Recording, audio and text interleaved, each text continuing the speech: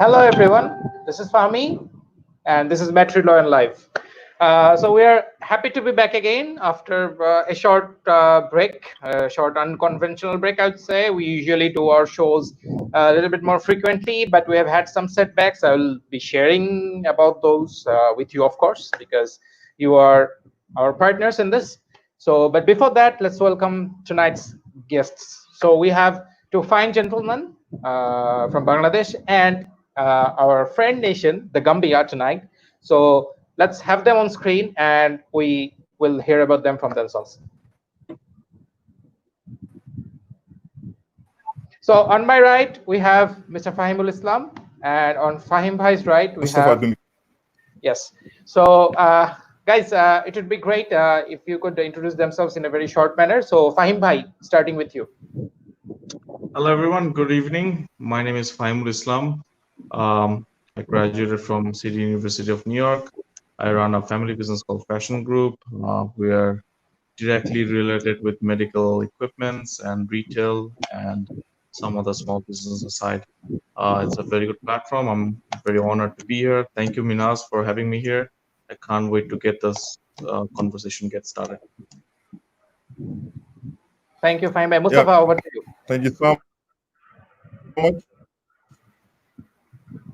Oh, sorry, overlapping. Thank you so much, Fahmi, for inviting this platform. I am Mustapha Dumbuya, the managing director of EWATERpay. EWater is a water operating company that came with pay-as-you-go solution in the Gambia, Tanzania, and Ghana. I'm very happy to be here. Thank you so much.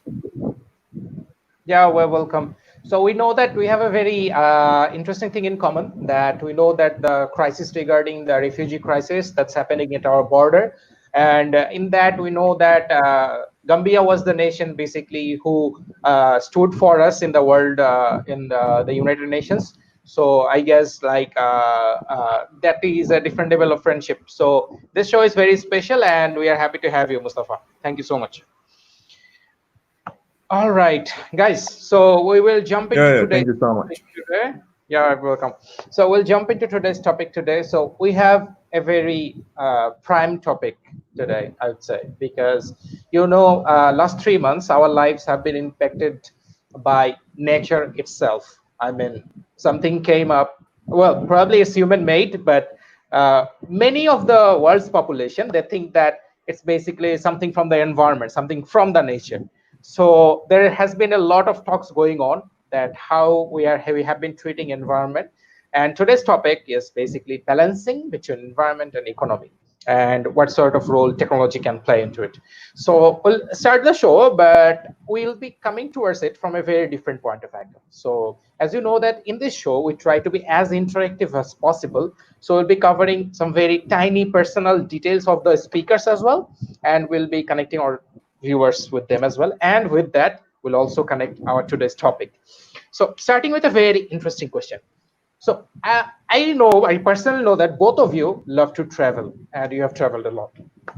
So I just have to ask you that what are the places that that you remember the most or you miss the most in your travels? What are some of the places you can name, starting with Fahim Bhai first? Well, Minhaj, so a few months ago, I did a survey on myself, how many countries I've visited. So through my Google places I've seen, I traveled almost 26 countries so far.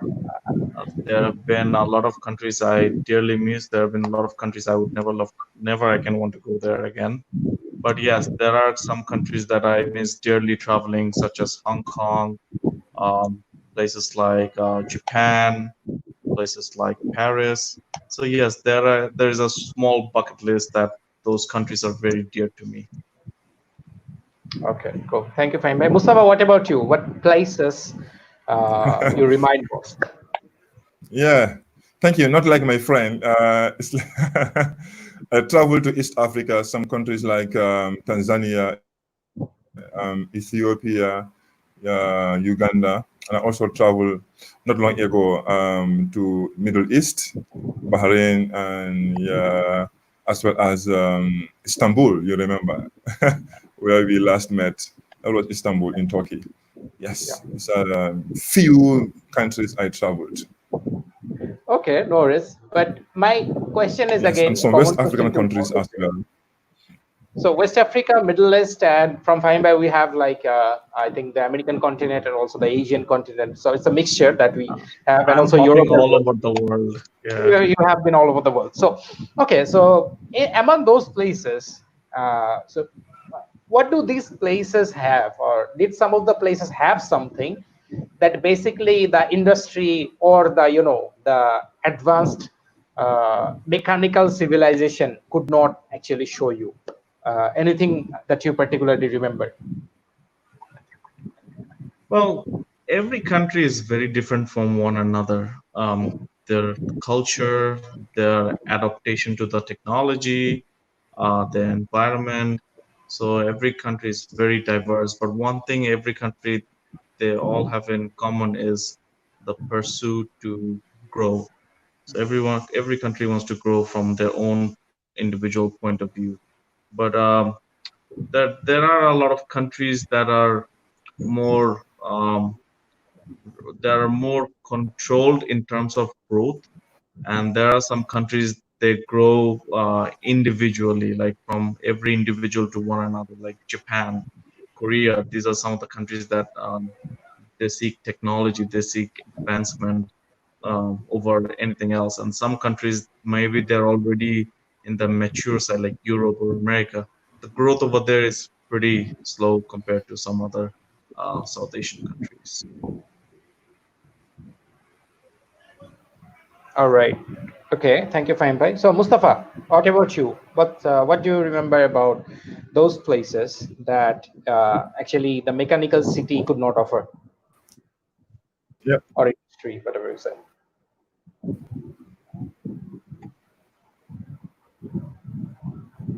Mustafa, can you hear me? yeah. Thank you so much for the understanding. I understand from globalization point of view. The world is so interconnected that we think we are all living in one global village, like you and me. At some point, this is a myth. Because you will understand that in some places, the way they live, their cultural implication, their culture, their economy, their politics are completely far different from other countries.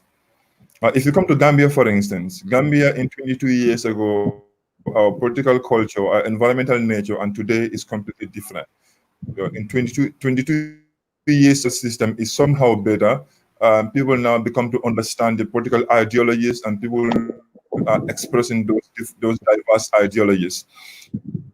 If you want to environmental point of view, you'll some technicalities that are involved in how they work, how they live, how they share are somehow different from Gambia, because Gambia is easy. Our roads are flat, our land is very flat. You can go wherever you go. You don't need some. At some point, some people will tell you Gambia don't even need a metro or a train. So everything is somehow different because you go to Tanzania within the country, you have different different seasons like rainy season somewhere. You have you will have the dry season somewhere. So in the Gambia, it's a bit different. Gambia, I think we all share the same season. Like I know we can say. I understand some part of the country going into in the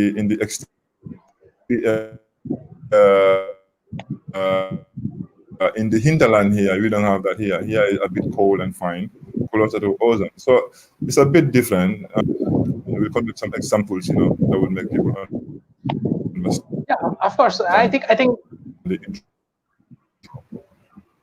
Yeah, I think the common thing that in between, like from both of your speech, was basically the diversity that is present in everywhere in the world, and how it's all different from like in different very even the nearby places itself. So it's amazing that we have a very diversified planet here in terms of natural resources, culture, and everything. So it's all different, and it's all there. So my question would be that we know that though it's different in all segments of the world, so one thing that is very common, that the industrial progress. I mean, everybody has been trying to progress because the population is rising everywhere, and they need to feed this population, and they need to upscale their living standards and everything. And for that, you need industry.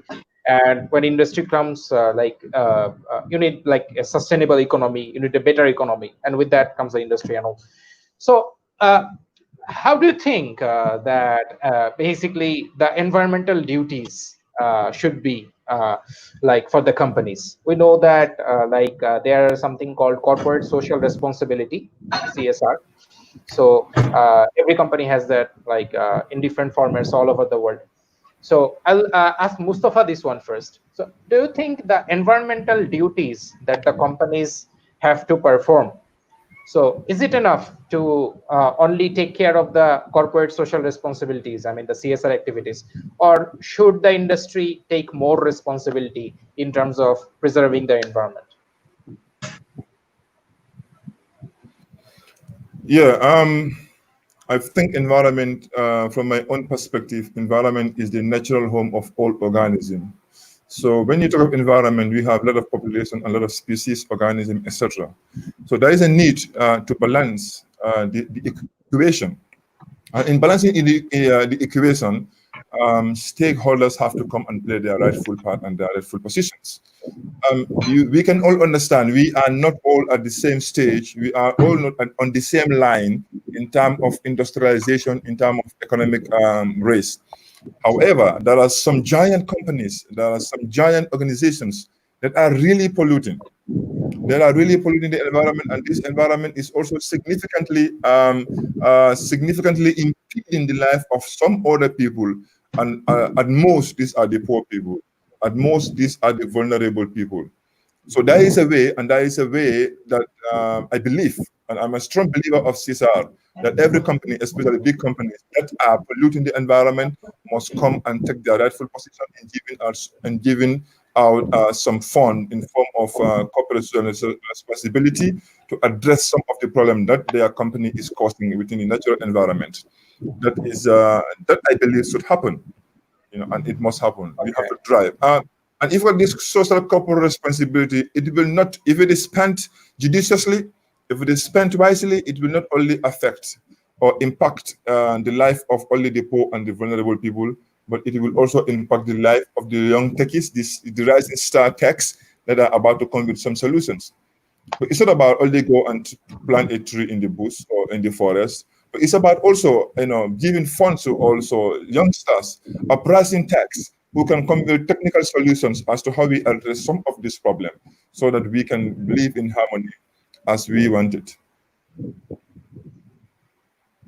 Okay, so you make some interesting points. You say that there are practically an imbalance on how you pollute the environment. I mean, of course, we know that many big giants, they do it more. And in your point of view, like you said that they should have more responsibilities. That's interesting.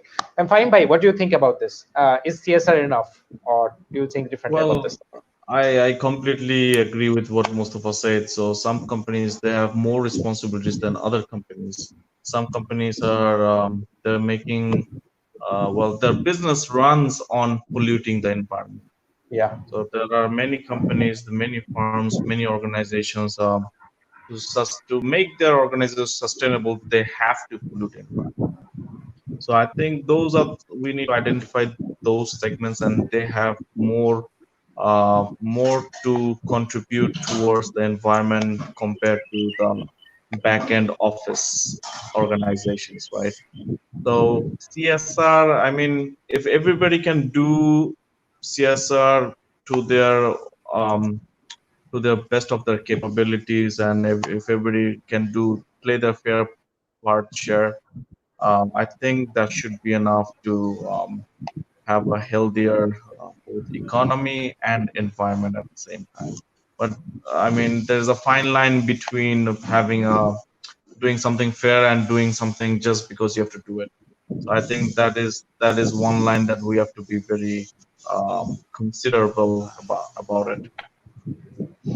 Well, thanks. But I know that Albin will be needing some more details on the question. The question I'm about to shoot to you right now, fine, right? But just like on the top of your head, I mean, philosophically, answer this philosophically. So, what do you think about tech's role in all this? I mean, is it positive? Is it negative?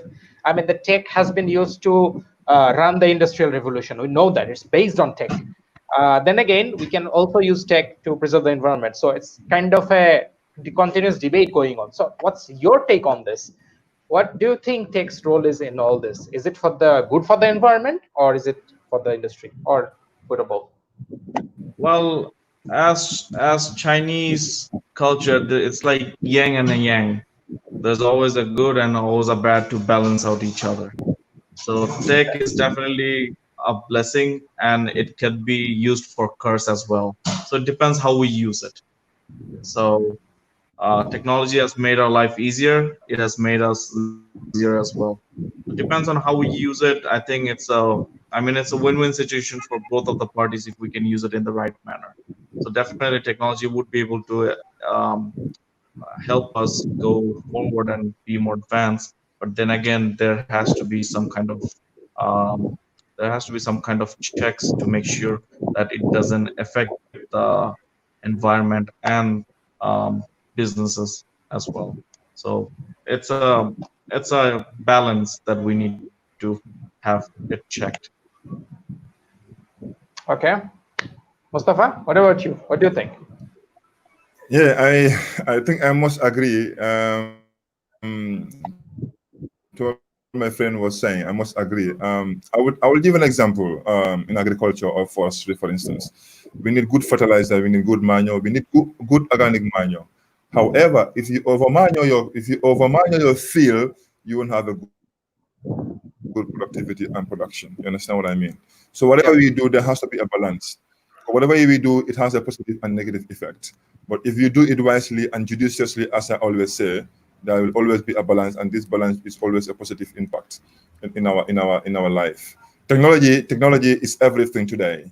If you think you are not part of the technological race, then forget about economy and environment. Because whatever you have to do in order to take off in development, in order to take off, to ensure that your life is being changed, in ensuring that there's a positive change in the communities where we live, in ensuring that we have made an impactful or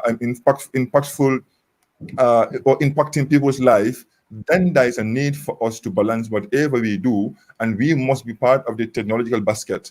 Well, this is the only basket where you can have what you want, and also try to do away from things that you think are just there to egregiously get you into danger. So there has to be a balance in whatever we do. Technology is very good. I want to implore on every business and every company, organization, government institutions to come and support techs and to come and work with the techs in ensuring that we reach to the life, or we achieve our dreams that we are yearning for. However, we have to use it wisely. However, we have to use it judiciously. Because, for instance, technology that we are using today to get this live conference, to ensure that everybody here what we are saying and share our thoughts and aspirations with the rest of the world. I will tell you, some people are using this on the background to deceive people as well, to do money laundering, to do terrorism and all sort of disaster that can cause havoc on the earth. So I believe whatever we do has positive and negative. It is our responsibilities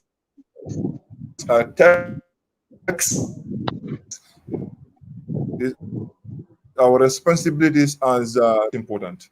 Yeah.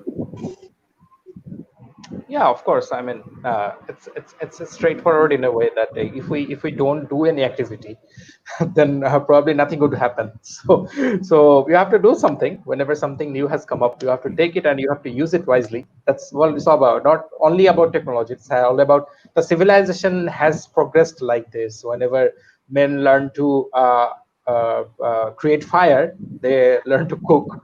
Well, they used it for fighting as well. They burn down forests, they burn down each other, of course, hell. But eventually we have learned to create the balance, and now fire is an essential part of our civilization. So is technology. Okay, guys, so enough of the basic questions. So we'll move into some like more specific questions. So since Mustafa was saying about text, so could you elaborate some? We know that you provide a tech-based solution regarding water. So could you tell the audience a bit about the thing that you're doing in Africa? Yeah. Taking a reference from my previous work as an environmental officer, I was a forestry ranger under the Ministry of Forestry and Environment. So we've been working with a lot of projects across the country, nationwide. Among these projects, we are using development devices in order to depict problems, in order to probe some of the problems that are affecting the rural people. And there are a lot of tools and devices that we use. We call them development devices in order to get into problems and how they affect the local people.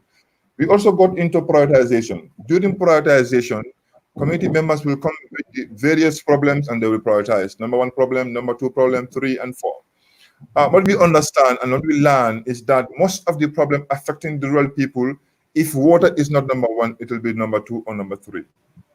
So we also explore into it. What are causing some of this problem? We learned that there is no transparency. After the donors and government gave water system to some of these villages, the water committee, people who are responsible of collecting revenue, water revenue, will embezzle this revenue, and nobody will know where the money is, and nobody will know how they embezzle the money. So now we came with technology that will collect water revenue at the point of collection. This is a pay-as-you-go water solution. You have to pay the money before you collect water, and everything is backed by the cloud. We can see everything live and online. So therefore, we understand technology is a solution to a lot of problems. In terms of governance, it has solved a governance problem here. Mustafa, I think you are breaking down a bit. In the water committee. It also solves an environmental problem because nobody cares. Everywhere, grass and everywhere, environmental will be destroyed because nobody cares about some of this, about the amount of water that is been drowning, wasting, just for nothing. So we came with a solution, and we reduced wastage to 100%, if not 199% wastage. We reduced it to only 1%. Because there's no wastage now. You can collect your water because you are paying. Nobody will love to pay for water and you throw it down. So we came with this solution that has to solve governance and social and as well as environmental problem with water, e-water. Okay, that's interesting. You have a nice background to it as well. That's what was more inspiring, that you saw something happen when you were doing your environmental duties as your previous job, and you saw some problem and you tried to act on it. That's really inspiring, man. Okay, fine, bye. Coming back to you. So we'd like to know that we know that you run a big empire, Yeah. I'd say. Like there are a lot of things that your company, your group of companies, or like they undertake, and there are different segments of product lines. So we'd love to know from you can be turned as a person to be the representative of a modern industry, because like you run so many things at once and all of them are big industries. So I'd like to know from your perspective that we know that that the sustainable development goals, they are no longer a separate topic. Like every business is integrating them, like they're trying to be green, or they're trying to get some green credentials in the business model as a core concept. So do you have you already implemented, or do you have plans to incorporate any sort of activities related to making it green, or making the production green, or something to contribute to the environment from your like initiatives in the business? Well, Minhaj, we do fall under the health and well-being SDG goal. So we do work in the health sector. As for going green or having being a little more economy, I think our business has to do more with the health and well-being, where we take care of eyesight for a lot of people throughout the whole country. We supply medical equipment, but as I said in my previous talk, that all the companies, they could do just a little bit of their CSR activity, even going green thing. We're trying to go paperless as much as we can. Especially the pandemic right now, this teaches us how we should do paperless work from home or not have to go to office. So I think every company can go green and also connect themselves with one of the SDGs. There are 17 SDGs throughout. So if they can connect their work through one of those SDGs and even use those SDGs as a CSR activity, I think it would benefit both the environment and the business at the same time. So yes, we are trying our best to do as much as we go green. We're even thinking of using recycled paper bags for our customers. So these are the small initiatives that we can come up with. But these are not. I don't know if one person cannot change the entire world, but they can surely make a footstep so the others can follow. So we're trying to make that footstep so the others can follow in this manner. No, I think that's really inspiring, because you see, we know that in the context of Bangladesh, if Mustafa doesn't know or the global audience doesn't know, so it's really difficult to get something done paperless in this country. I mean, if it is Yeah. something mainstream, it's really difficult. Even let's not go into that in this show. It will make it more complicated. But let's just say that it's not very easy to get paperless.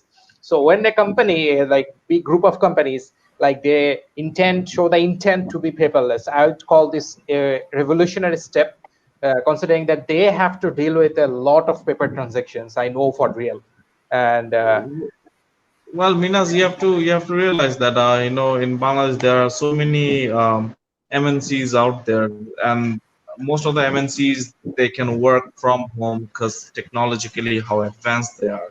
But if you take a small company, or even if you take a traditional Bangladesh company, they are not technologically as advanced as they should be, or their counterpart are in other countries. So I think this pandemic actually taught every one of us to be how to be a little more dependent on technology, how to invest on technology, and be a little more paperless so they can work from home in case there's another pandemic down there in our road. So these are the, I mean, small initiatives every company is taking now. yeah, greatness from small beginnings. That's how I love to take it, perceive it. Anyways, so we'll come back to this topic again, but before that, we have a special round for you guys. As you know, that we do some interesting uh, uh, tricks in this show, special tricks tailored to you guys. So we'll be showing some pictures to our audiences and you as well on the screen. These are your pictures, and you'll have to Ah, tell us stories behind it. I don't know what pictures they have chosen, so just get ready for anything. So let's see. I think we can start the round. Let's see. What do we have in here?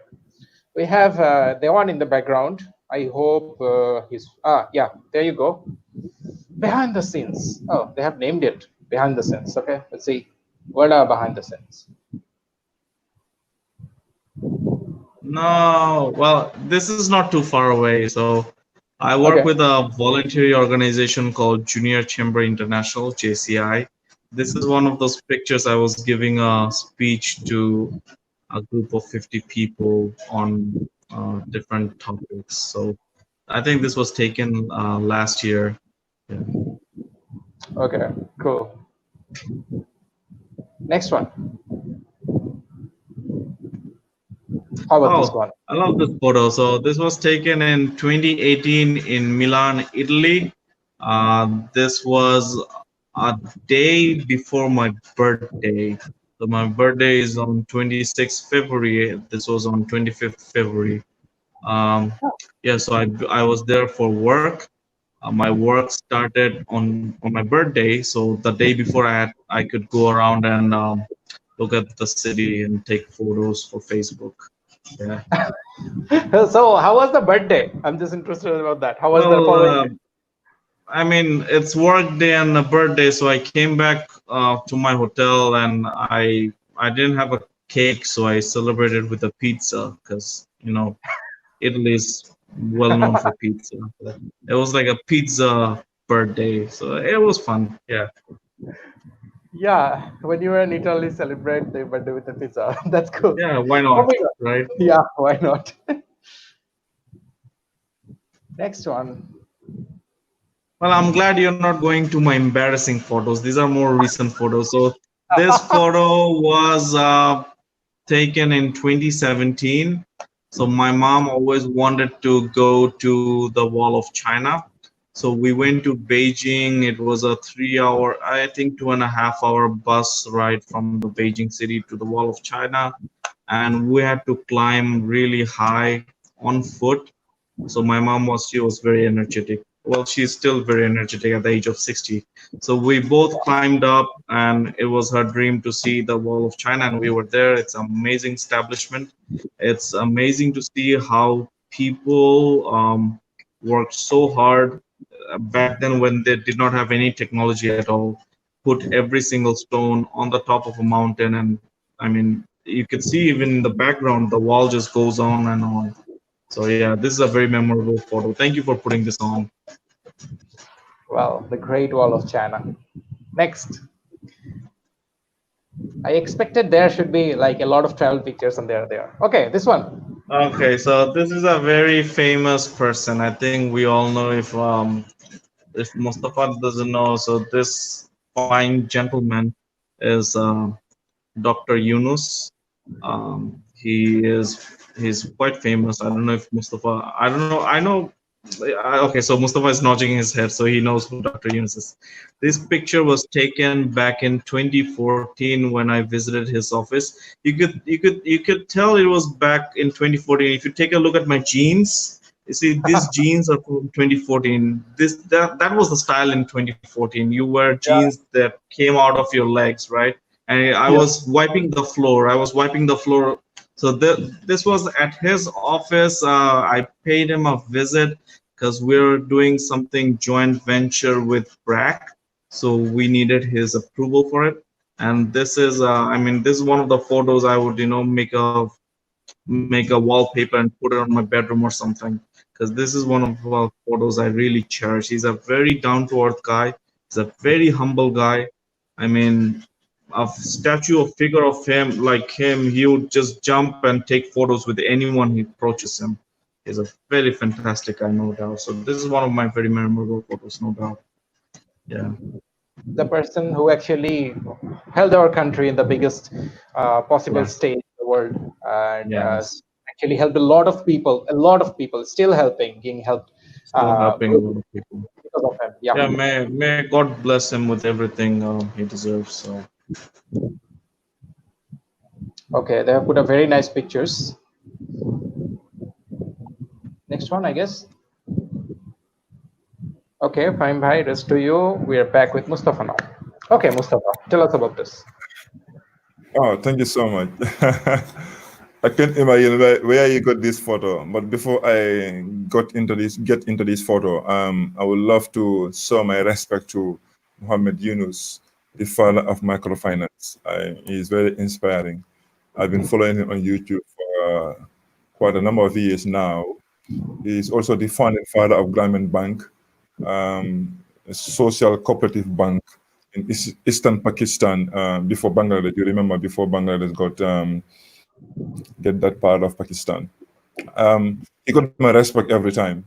I remember this photo. This photo was taken in Lower River region of the Gambia. We call it Lower River region of the Gambia, in one village called Jalambere. This village is a village that we are also operating as a company. We are responsible of their water system. This is just approximately, I think approximately 1 year ago, maybe 11 months ago. Their water tank was blown by a heavy storm during the night. So I went there with Paradise TV. You can see here Gambia Radio and Television Services microphone and Paradise TV. So I went there with technicians and engineers to fix a temporary water solution before we come back with with the real water tank. So this I can always remember this. I can fully remember. Thank you so much for bringing this photo. It reminds me of the job that I was able to register with my team, with the support of my e-water team, my colleagues here in the Gambia.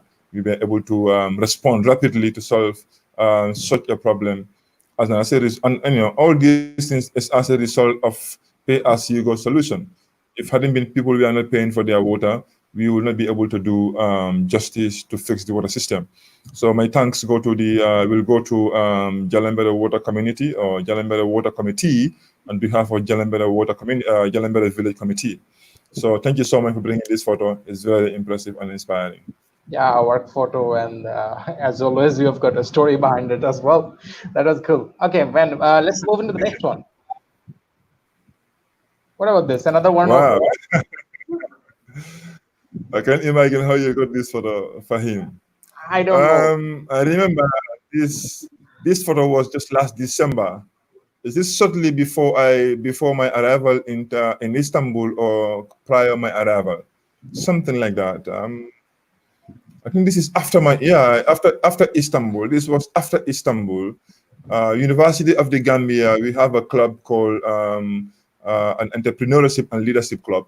So this club was embarking on a training. So this club was embarking on a training session at the University of Sheikh Anta Diop in Senegal, Dakar.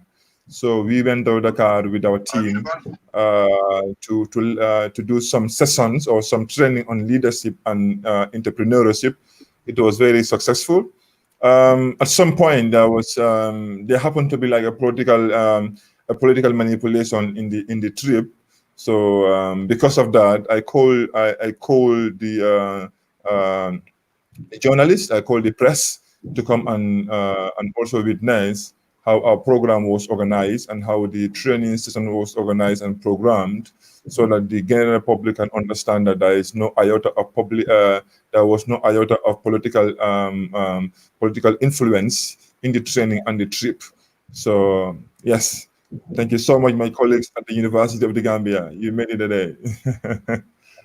I see. And I see the people in the background are also trying to edit the slideshow right now. Okay, that's funny. And that's raw.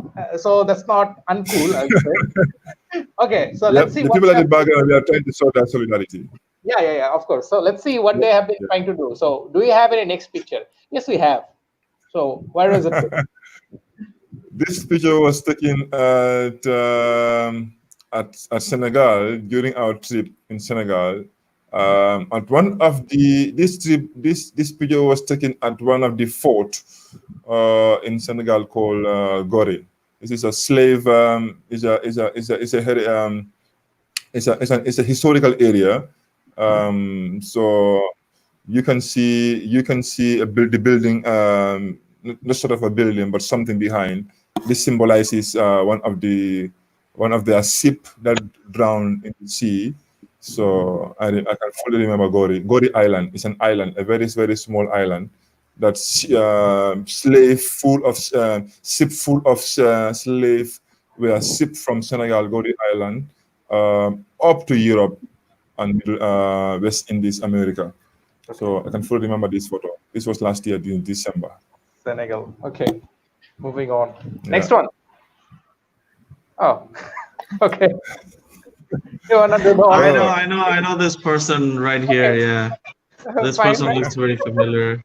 Okay. Yeah, I can talk about this photo. Yeah, sure. Go ahead. This is Mustapha with you in Turkey. Well, absolutely right.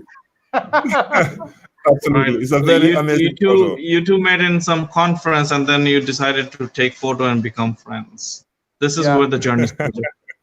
Perfect. Yeah, it is. Thank you so much. Thank you so much for that brilliant introduction. I will tell you, Minhaj is one of the best friends I have ever met in the diaspora. I have ever met in the international world. I will tell you. We first met in Bahrain and we became friends. I don't know what binds us, but I think we love each other.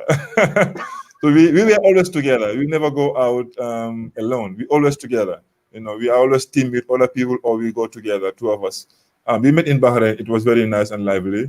We remember, and thank God, Istanbul also, we were also called to be part of the 7 or maybe 6 international participants to take part in Istanbul. And we also met in Istanbul. It was very lively. This was where our stalls were, where we displayed our technical solutions, our equipments, our demos, our pilot, whatever you call it. This is where, under the stall, where we place our equipments. So it was very interesting. And I remember this was the very place where I met the president of Turkey, Erdogan, and also met the president of OIC. So it's a very remarkable trip in my life. Thank you so much, Minhaj. It was very interactive session we got together. And as I always say, there is a more dream coming. We've been dreaming, but there are more dreams coming that we need to explore into and make it happens. Yep. Oh, that's cool. That's cool. That was interesting. So yeah, don't thank me. Thank the organizers behind this show. So basically, people who have been sniping the photos, and they also came out with this idea themselves. So no credits, no thanks to me. I'm just the news bearer here, or the person who just talks. Anyways. So thanks to the background team for the amazing support. So we are back with the questions again. So we'll take some audience's questions later on, but right now we need to explore the topic a bit more. So we left off talking about SDGs, I think. So we'll just try to explore this a bit more. So, but before that, there's something that we need to know that we need to ask about the current scenario that we know that the COVID-19 has impacted almost every corner of the world, and the whole world is at his knees, and like we know that in the battle of like environment versus economy, if we just put two of them like in a versus way, like opposite to one another, so maybe the economy has been the one who has been triumphing, but since the whole world has been pushed away right now and tucked into a corner, so maybe probably the balance has been shifted. I mean, this is a very debatable topic. We know that the global warming, I mean, this is a massive debate even in the United States, the United Nations, that whether global warming is real or not. So like even scientists, they actually debate over each other with each other that whether it's true or not. So considering everything, and right now the world has been pushed away for the last 3 months, and we have no idea when the vaccine will be available, and all of us will go back to our normal life. So my question to you is basically, what do you think about the balance? I mean, has the balance been shifted? Is it some sort of a wake-up call, or what is this? Fine, bhai, start with you. Well, as I said, it's a very debatable topic, but through my eyes as a normal human being, we have seen nature grow. We have seen even in a country like Bangladesh, we have seen dolphins returning to the ocean, right? So Yeah. we have seen a lot of good things from nature, definitely. If you take a look, a country like India, Mumbai, you couldn't see the sky, right? In the last 3 months, there was no pollution, you could see blue skies. In Bangladesh, a city like Dhaka, if you take a look up in the sky, you couldn't see the stars, but these days you could see a few stars. So definitely this is a wake-up call from Mother Nature itself. Um, how much pollutions we produce, how we harm the environment, how we even the forest, right? So this is definitely a wake up call from Mother Nature. I don't think the balance could shift in just 3 months, but this is a start of a movement. People need to be a little more respectful towards environment, a little more respectful towards the forest, the animals. So, I mean, we did so much wrong in the last 100 years. It can't be fixed in just 3 months. But this is a start, I think. So people would be a little more careful before they take down any trees. People would be a little more careful before they hunt for any animals, because we definitely see the change in our country. I'm pretty sure a lot of countries they see, an extensive change there. Yes, I think that's a very interesting view that it's a start of something, and you cannot just wipe away everything, every wrongdoing you have done in the past 100 years or Yeah, so. No more. it's not Dragon Ball Z that you can just call up a dragon and you get your wish come true and everything. I mean, we were very brutal on the environment for the last 100 years. 3 months, I mean, we're seeing some progress. Maybe 3 years, we would see a lot more. So, I mean, it's a start. Start. Mustafa, what's your thought about this? Do you think the balance has been shifted? Yeah. There's a hope. With technology, I think there's a hope, but we need to change our attitude. If you look at economic growth, as a result of economic growth, every country, every organization want to increase their GDP. We must understand that increasing GDP is responsible for global warming. Before industrialization, I think the natural environment was somehow like a virgin. People don't depend on anything like mining, lumbering, and etc. All these things are harming the environment. So today, our life is depending 100% on natural environment. The Amazon forest was depleted and it was exploited. The forest of Archipelago was also depleted and exploited. And the third forest was also depleted. Congo was also depleted and exploited. So these are the biggest forests in the world. And if you look at global warming, because global warming is it looks like something that very few people, if I can put it this way so that everybody can understand, there are few people who think differently from most of the people in the world. These are the only people who can understand global warming. Because it is a century scale rise in global temperature. So you'll understand that to notice the global warming, the change in global temperature, the change that affects you daily, weekly, monthly, is so small that you think nothing is happening. It's so meager that you think the world is normal and everything is going normal. But however, things are not normal. In the world today, most of the countries that are heavily depending on industrialization, heavily depending on burning of fossil fuel, and as a result of this lockdown, most of the countries are seeing a difference, are seeing changes, as alluded by my friend. That's one part of it. Number two, we have to pay a tribute to the environment.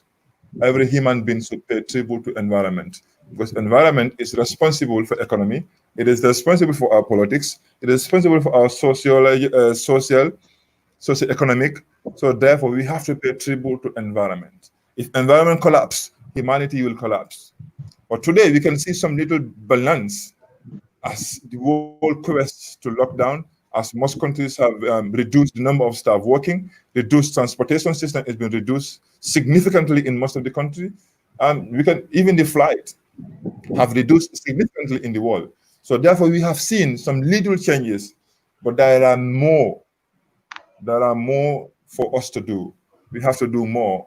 We have to pay tribute to environment. We have to do environmental maintenance so that our technology we are talking about will be beneficial to mankind. If technology is only there to solve economic problems, then technology will be living.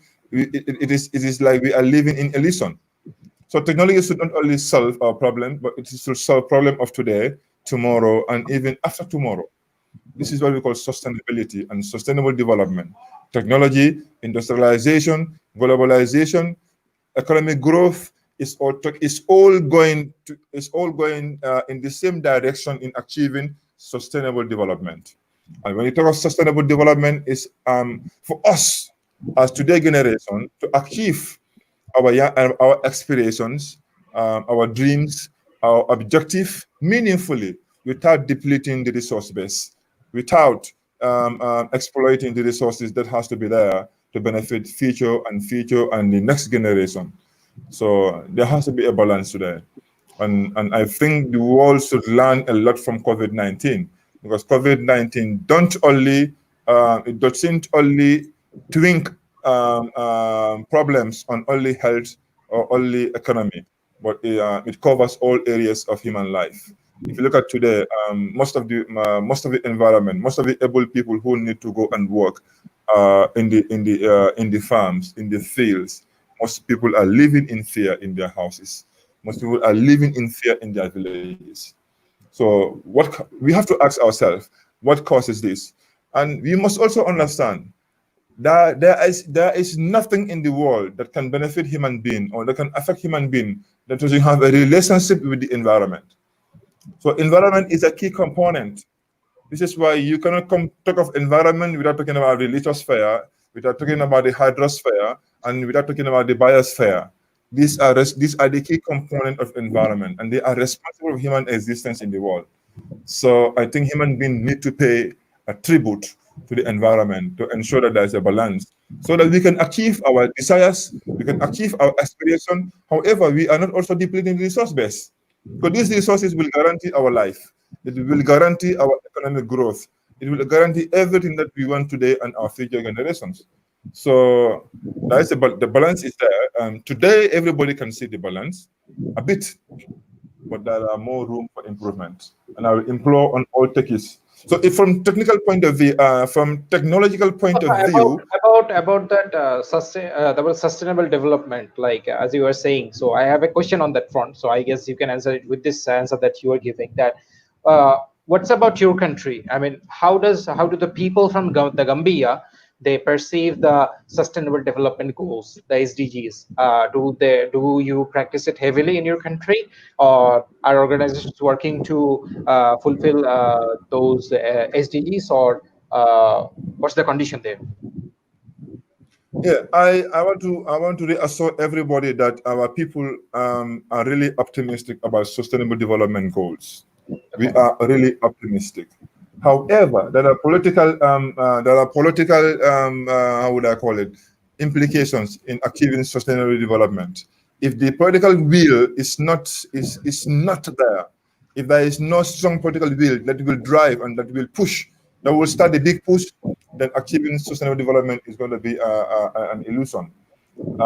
People are really optimistic that we will achieve sustainable development so long we follow these strategies. However, the government is also a very key pillar in ensuring that we realize sustainable development. But the local people are very much optimistic because we are also following the same direction. There is an institutional arrangement within the country, and every stakeholder that is working in any institution, in any organization, have all directed their project activities, their institutional plans and strategies towards achieving these global goals. Because I always tell people problems in the West are the consequences in the East. Problem in the South are the consequences in the North.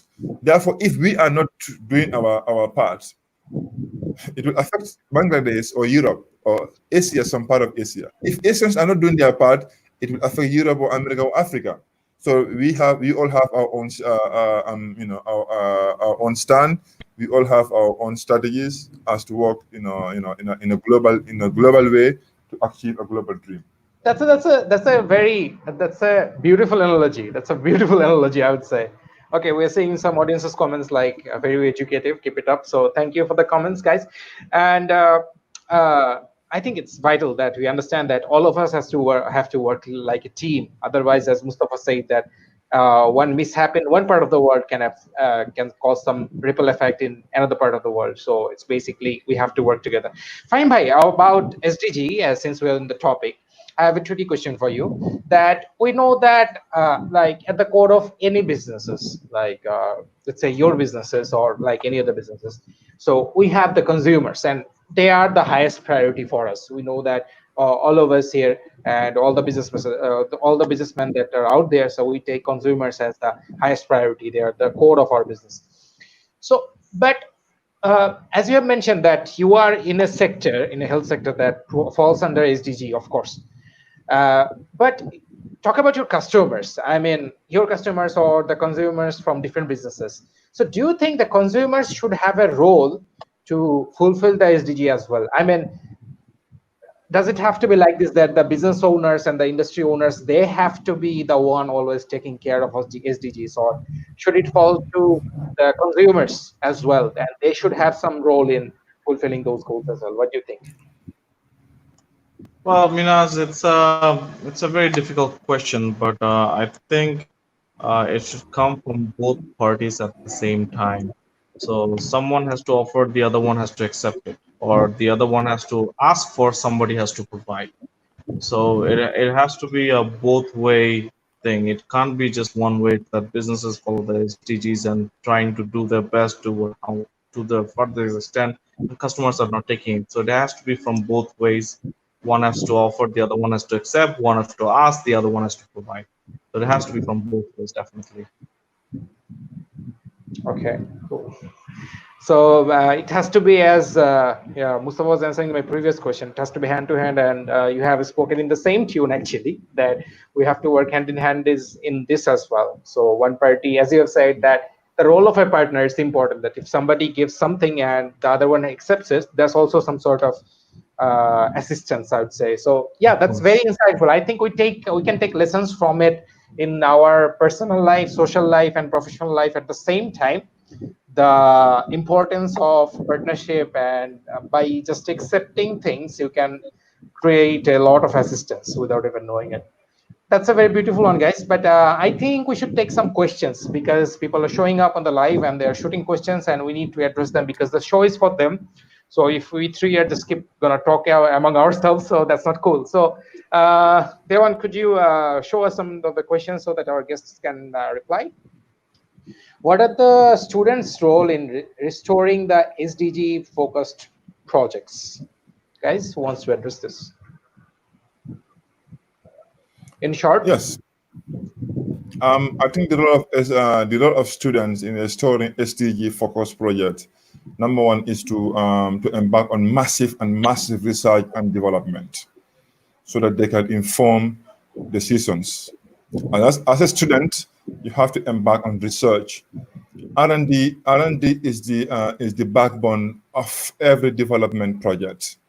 So while the political and the politicians and the technocrats are working, the students should be on the background to research what are the good strategies that are doing very well, what are the strategies that are lagging behind, what are the recommendations, so that we can either head off some of the strategies, or we can also strategize and strengthen some of the headway.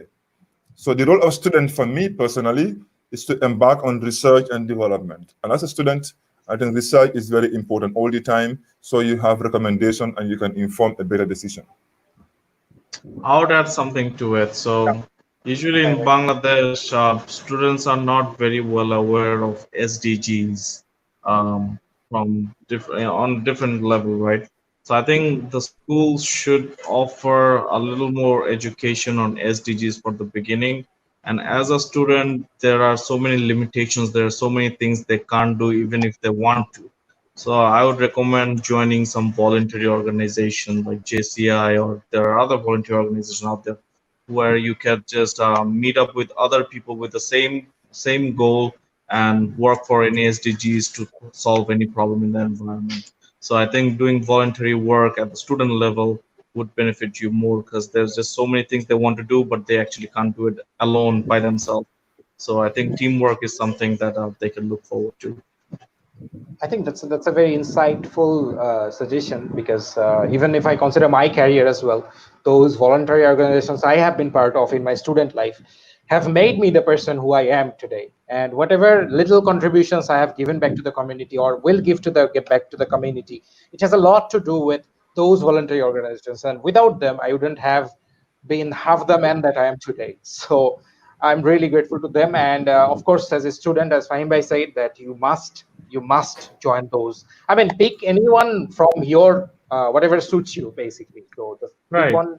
Just pick More. Just anyone. Just as yes. long as you two share the same objective, I mean, you're good to go to join any volunteer organization at the student level.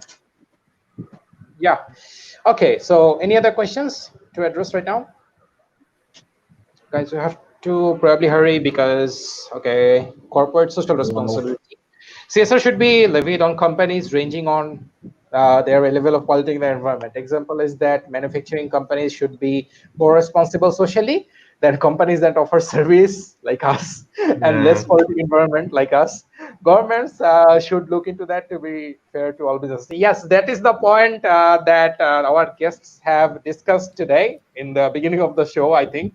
And good to see that our audiences also agree with this point of view. Congratulations, guys. You have quite a popular opinion, I'd say. Okay, any other comments to address right now, or shall we move back to a question answer round? Okay. Yeah. Okay. Mustafa, you want to I add think something? the comment I've seen. Sorry. Okay. I just want to add a little on what the man is emphasizing. I think manufacturing companies are polluting more, and there is a role we have a role as a tech to understand to what extent so and so and so company is polluting the environment, so that the government can levy tax based on the magnitude of the pollution that someone is emitting. Yeah. For me, yeah, this is my take. Yeah, and the viewer from the show, actually, the comment we saw in the show a minute ago, I think.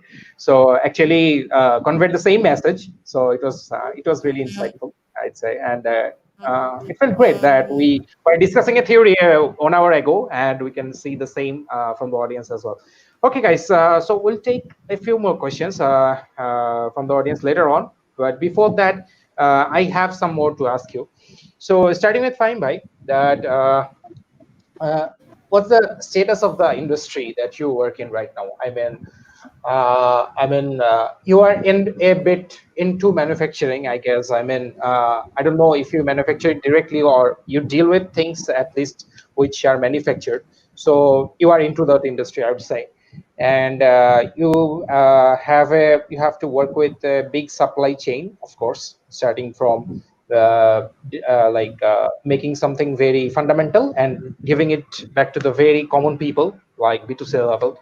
So, what's the situation in your industry in terms of the environment and the technology? I know that you have been adopting technology at a very good rate, but uh, we know that you have taken steps in your company to help the environment. But what about others? Is the industry being responsive? Are you satisfied with the Well, progress? our health industry is not as up to the mark as it should be, like our neighboring countries. So there is a lot of opportunities for improvement to help the environment or to even be better as a system as a whole. So our industry is not still up to the mark as it should be after, I mean, almost 50 years after the independence. So I think there's a lot of improvement that we could have, but we are seeing that improvement start for last 2 or 3 years, and the rate they're going up is phenomenal. I don't think any other industry would have had this much improvement what we're having right now. So we have a very good growth, but there's still a lot we can do, definitely. So yes, Okay, I mean thank you. we're not in the best shape of our life, but I mean we're getting there. We're getting there, and I Okay. think it won't be very long that we could offer something um, in like international level service to someone in a very short amount of time. Thank you, Fahim bhai. Moving to Mustafa again. So, Mustafa, we know that EWATERpay, your company, you use technology to provide a safe water, solution and to reduce corruption, actually remove corruption from the system. So could you tell us that do your company like maintain the three basic pillars of today's topic together? I mean, the economy, the technology, and the environment. And if you do that, how do you keep it all together? How your service is basically maintaining all three aspects that we are talking about today: economy, technology, and environment. And what are the challenges that you are facing while doing it? Yeah, I think we are doing well in terms of economy. But if people are not drinking safe water, good water, then they will not be healthy and they cannot work in order to have good economic return, right? They Yeah. must drink safe water, good water, to enable them to work harder and have a good economic return. That's very key in what we're doing. We're also using technology and we are also improving our technology day by day. If you follow our e-water solution in the Gambia and Tanzania and Ghana, you understand that we have started from what we call EWATERtap version 1. We started from version 1 and version 2. Now we have version 2.5 and version 3.0. So we are going. Environmentally, I told you, the conventional water system that was in the Gambia and that is still operating in the Gambia attract a lot of mosquito as a result of stagnant water. It is also destroying the water, the environment. You go to some villages and even some peri-urban areas, you find that there are pipe leakages some of the areas, and everywhere will be with stagnant water, everywhere will be dirty and spillage of water everywhere. Our solution, as a result of technological solution, we have everything in our e-water care. If a pipe leaks, we understand that there's a problem. An automated message will be sent to an engineer that is closer to that area to go and solve and fix such problems. You understand? So we are also reducing wastage, spillage of water that will cause environmental problems in the long run by 1%. So it's 99%. You know, so we are into environment. If you look at also environmental part of it, some of the water solutions in the Gambia are still using electricity and generators. Some water systems are connected to generators. Some are connected to electricity, that is the NAWE grid. Our solutions are all connected to solar panels, solar systems. So you understand that we are paying dividend to environment. We're ensuring that we're restoring and we're playing our part in restoring the good environment we have. I think that's a very good lesson to take for all the industrialists out there, that you can still do business and give back to the environment. I think that's my take on this. Thank you, Mustapha. We're actually moving at the end of the show, but we have a couple of more segments left, so I have to rush. So let's just go through the next questions very shortly. So Fahim bhai, to you very rapidly. So we know that there have been a massive tech adaptation of different businesses, as everyone has been like storming to adapt the new normal. We have seen Grameenphone, the largest telco in Bangladesh, launch VoLTE. Brack University have launched BUX. I can go all day, right? So while adopting new tech and with the purpose to retain customers, you know. So what are your take on this? And I was wondering how the industry you belong to plan on upscaling as well as retaining the consumers with the help of technology. Fahim. Well, I think to answer it very briefly, e-commerce is number one. Number two, there are a lot of things that we know we can do over a video call rather than spending hours behind a door. So there are a lot of technological changes that would be the norm in 2021. So yes, definitely e-commerce is booming. Definitely, even the small shops, they understand the value of e-commerce. Even the small shops are trying to get their own page and own website. A lot of health problems are being solved by telephone, by video call. So we see the shift in technology in the health sector. Definitely, even in a country like Bangladesh. I mean, these are very right in front of our eyes every day. Thank you, Fahim bhai. We have a last question to Mustapha. After that, we'll begin the round. So, Mustapha, so we know that the Yes. Gambia is among at least 180 countries who have agreed on legally binding framework to reduce the pollution from plastic waste, approved by the UN Pact as well. So I'm just wondering that how are the other startups from the Gambia reacting to this, and are they working on this behalf that about the pollution from the plastic waste? Yeah, in development, what I always say, representation, people who are making decisions and policies on our behalf should do two things. They should do empowerment and sensitization. They have to empower the local business that depend on plastic waste as their business.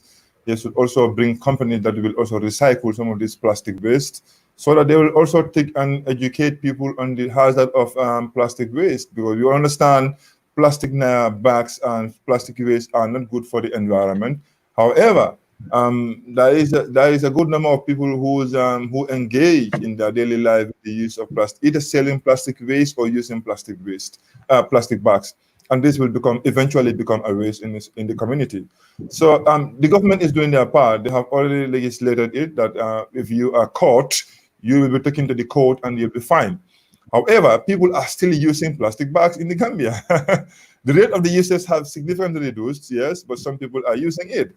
And some people are, in fact, saying if the government don't want us to use nylon bags, why don't they use, they bring us a solution, an alternative? So I think there should be an alternative solution to nylon bags. It is very bad for the environment. I don't support it. I don't like it. But we need to educate the people and make them understand how this can debilitate our environment and how we need to find a better alternative. Thank you, Mustafa.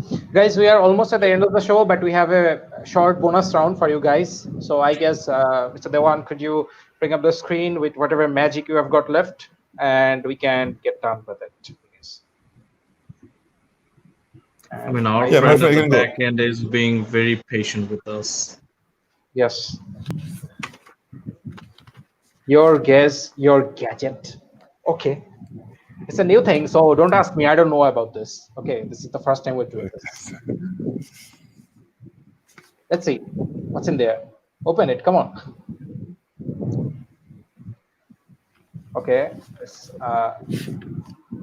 Okay. Okay. I think you have to guess where is this. Any idea where this is? Yeah, definitely. It's in Dhaka. It's in Dhaka. It's in Dhaka. It's I passed this bridge. I mean, it could be anywhere, but I know it's in Dhaka definitely because I can see the ships in the background. Probably in the Burigonga, I think. Burigonga, yeah. I was gonna say Burigonga. Yeah, there's a river, Mustafa. It's called Burigonga. It's in Dhaka, and it's polluted like this. So my question would be, if you had a gadget or tech gadget to clean this. Oh yeah, he's showing that we're right. It's January. In Hazaribagh. Okay. All right.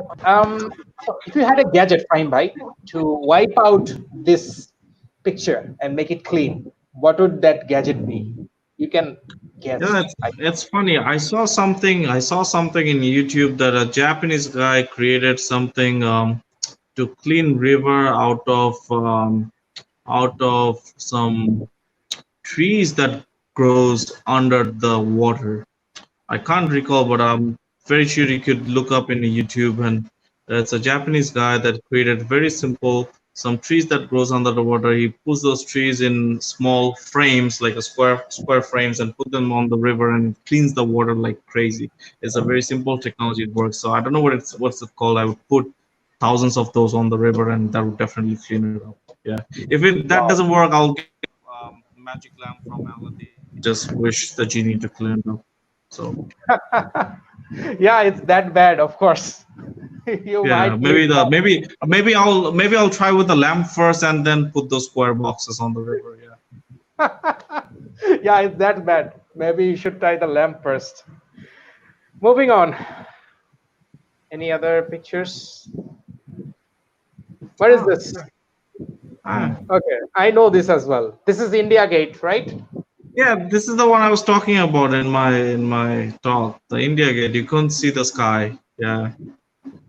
Can't see the sky. Okay, Mustafa, let's go with you. That we can see that the lack of political priority, motor vehicle emissions, and you cannot see the sky, as Fahim was saying. Yeah. So, if you were to name a tech gadget or tell us about it, or if you want to guess, you're open for it as well. So, how would you claim this? How do you make this better one? Yeah, I think there are two ways. There are technical ways of cleaning. How is in carbon capture sequestration? How can we capture some of these carbon emission in the atmosphere?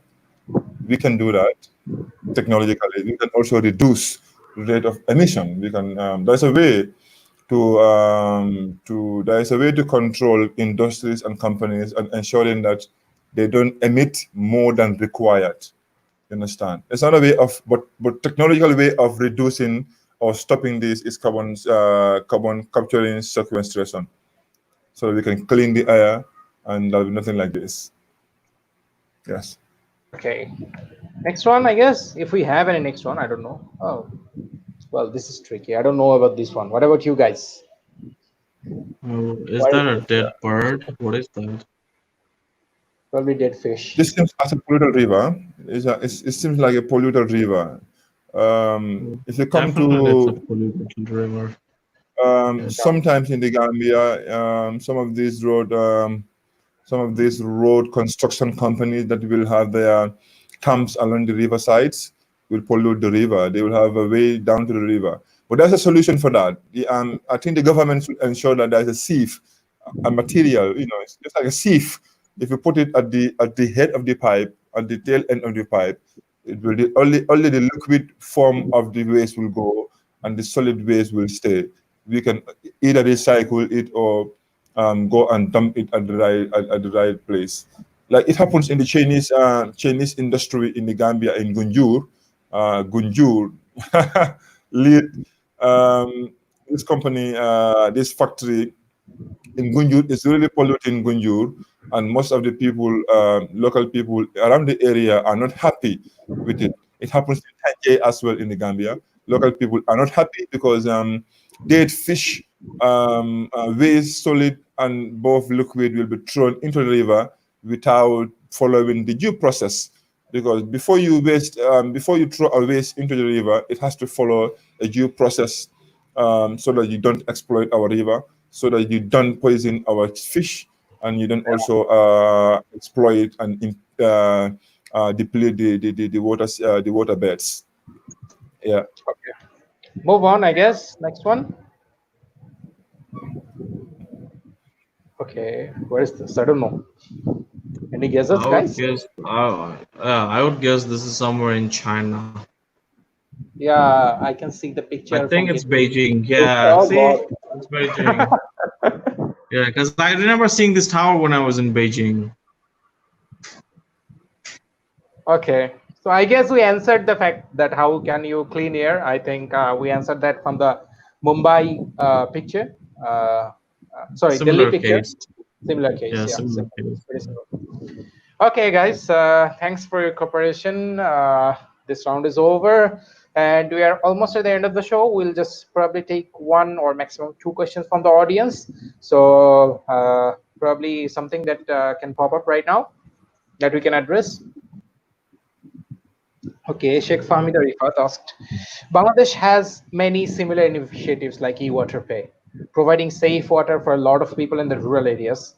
Despite that, many are still suffering from the scarcity of safe and clean water. Would Mustafa sir advise us anything we should do in this regard? Any immediate action plan you can take? Mustafa? Yes. Thank you so much for that brilliant question. What I will understand into my answer will come in two folds.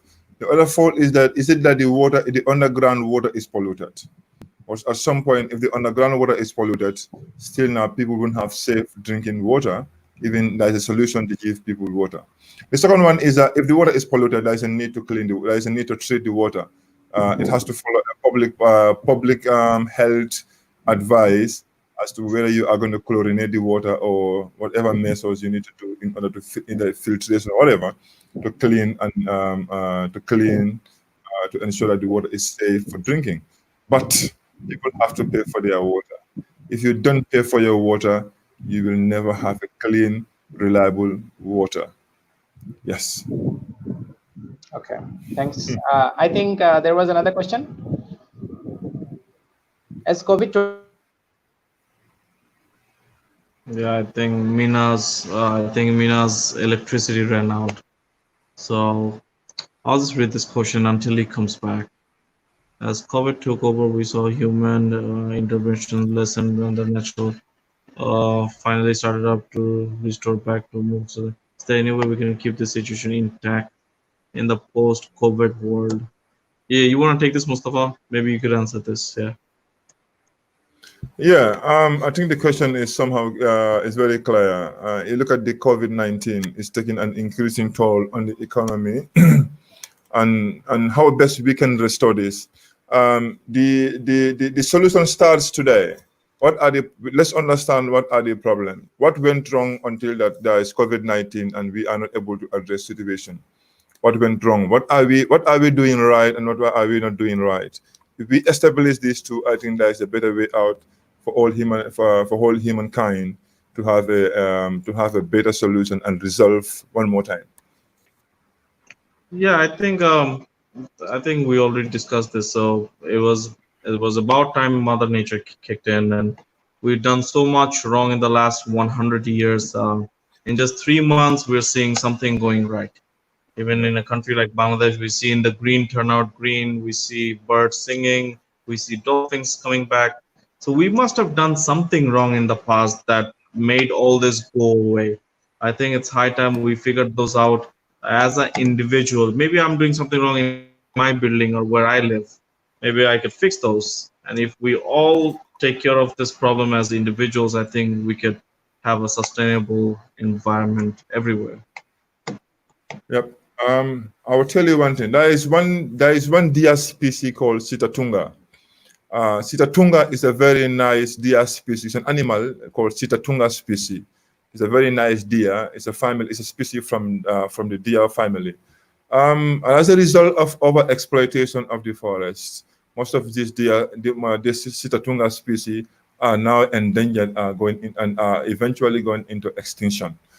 Because Sitatunga only live in a moody land, a soft land by the river. So because we cut down a lot of trees, eventually there is, most of the lands have become rocky and hard and sandy. I will tell you, for instance, 1 kilometer from Gambia airport, most of the people who know Gambia in 20 years ago or 30 years ago, will tell you there are a lot of there are a lot of streams along the airport road to Banjul. But today, all those things went into extinction. This is why most of these animals went into extinction, and it has a negative impact, a negative effect in our life. The extinction Oh, of most of these definitely. animals. Yeah, definitely, Yeah. definitely. I think we're doing a lot of things wrong to the environment, especially animals as well. There are a lot of animals that are already extinct. They're all even in Bangladesh we have the Royal Bengal tiger. It's the world famous Royal Bengal tiger in Bangladesh. They are on the verge of extinction. I think up to today Yeah. they have somewhere around 300 tigers left. So there were like thousands, and now we have 300. I mean, it's just, it's just so wrong. So I think it's about time we should look after the animals as well. It's a very important part to play in our environment. So if we can both survive, we have a better future definitely. And I like the fact that you said something about global warming that as of today we're not realizing it because it's going so slow. So Yeah. even if we have 1 inch water rising, that's like flooding the whole entire world, right? Even we have 1 inch water rising in the North Pole. So yeah, it's going very slow, but it won't be very long for the ice to melt. What does it take? Just a little bit heat. That's it. The carbon dioxide layer is getting stronger and stronger every day. So if the temperature rises by 1 degree every 5 years, it'll take like give 5 years. That's like 25. Give 5 years. That would be like 5 degree. So 5 degrees is good enough to melt any ice. Yeah, I think we are consuming, human beings are consuming natural resources than the planet can regenerate. Yeah. So we have to turn it upside down. We have to support the planet to produce more than we can consume. This is causing a greater problem in our life today. If you look at some of the species of, not only animal but even trees, like the African rosewood that we call Pterocarpus erinaceus. This is a very nice wood that can live, that before it become mature can take you like 50 years, 70 years. But how many Pterocarpus erinaceus have been cutting down from the forest of Gambia and the sub-region in the last 10 years? I will tell you for today, I will tell you for free, today in the Gambia, you will hardly see a mature Pterocarpus erinaceus, African rosewood today in most of the forest. You cannot see it. It has all been exploited and taken down to China and other Asian countries. And all these have an adverse effect on our life because most animals in the Gambia will depend on most of these tree species during the dry season as a source of food, as a source of fodder, and many other things. Today, they cannot. This is why most of the herders in the countryside in the Gambia are complaining day by day that their herds of cattle are dying the hearts of cattle are getting infections, and there is no solution, there is no remedy. As a result, the environment is greatly being depleted. We are taking more than the environment and the planet can give and generate. Agreed. Thank you, back. Agreed. Yeah, Minhaj is back. Welcome back. Yeah. I think it's still setting up. Sorry about that. Thank you guys for continuing without me. I had a small disturbance. Welcome back to your own show, internet as well at the same time. Yeah. Welcome back to your own show. Yeah. looking into this. All right. So thanks to you guys. Yeah. Thank you so much, my friend. Thank Back now. We kept the show running while you were away. We kept the show running for you. Yeah. So this environmental degradation coupled with the burning of fuel, as a famous band Queen saying. Yeah. Come on. Okay. What I'm saying is that we are. I was saying as the famous band Queen, like the show must go on. So. Yeah. So we are doing more trouble to the environment that we are supporting. So we need to support the environment. We need to support the environment to do and reproduce more than we are taking from the environment. But what we are taking is so huge that that if you plus that with the burning of fossil fuel that is happening in the third world, is causing a lot of havoc. So I think we need to turn the table. We need to turn the table in order to be in a fixed and a better place and a safe one for everyone. So welcome, Minhaj. We will do justice to you now.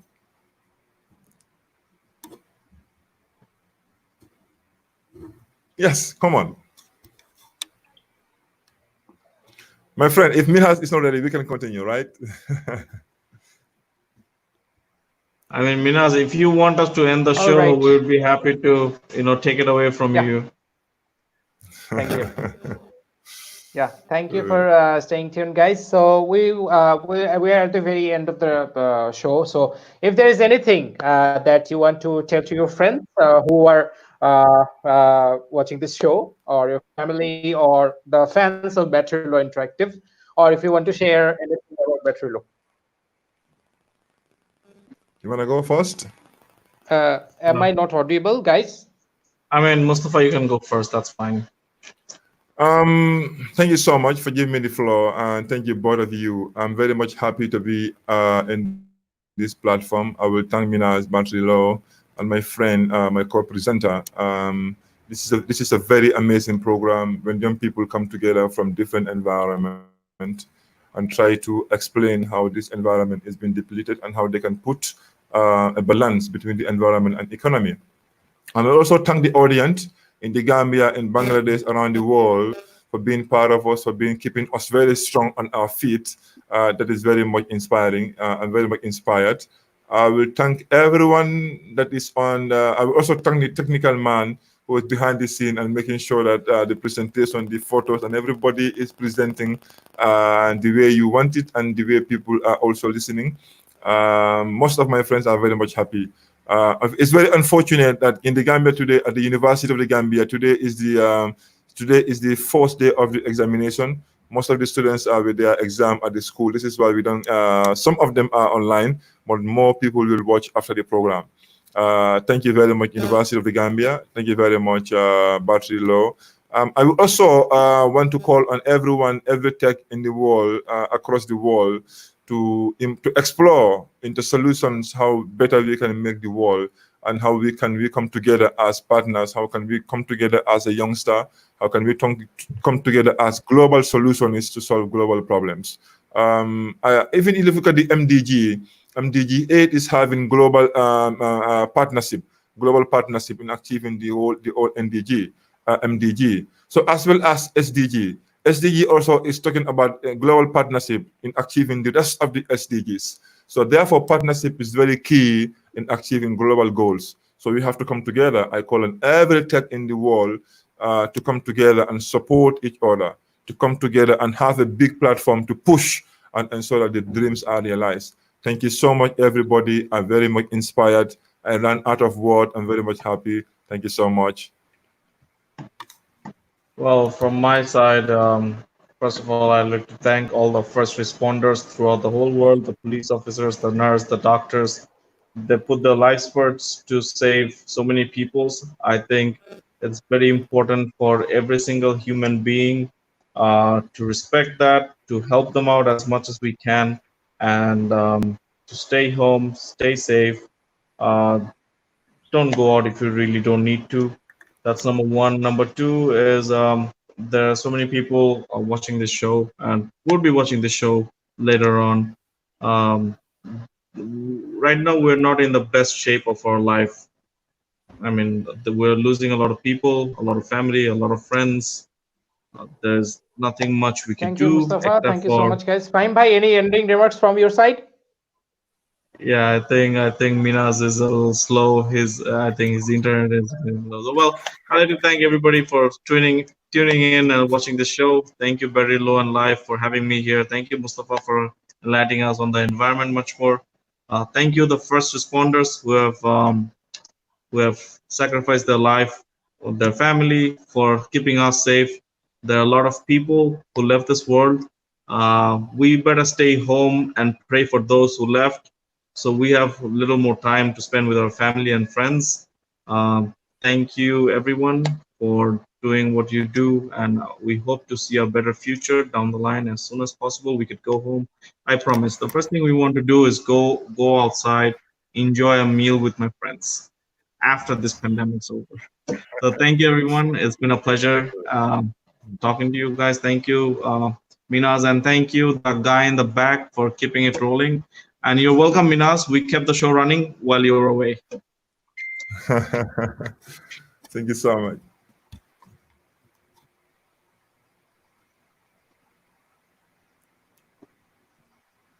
I think it is very late on his end. Yeah, I think it's a little. He's still processing.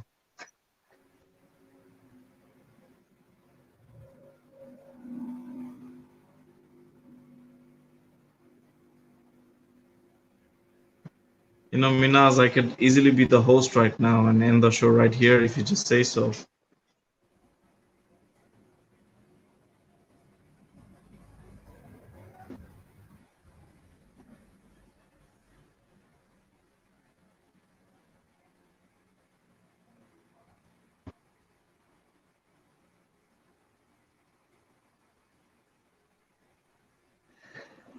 Sorry for the electrical hazard from 5S side. It happens, right? At today's age, it's electricity and internet is two things that can damage you anytime. So Pamela is a little unreachable right now, and he's listening a little late. So let's call it an end. Thank you so much, Mustafa and Fahimul Bhai. Thank you so much for joining us. And it was a great show, and it is the most timed show. It's been 1.5 hours. There's a most long show in our series. And because the content was interesting and new, the guest was very interesting. So thank you so much. I'm signing off from this show. With all the concluding remarks. Thank you so much. Bye bye, everyone. Thank you so much. Bye bye. Thank you so much. I'm very happy. Thank you. Yeah.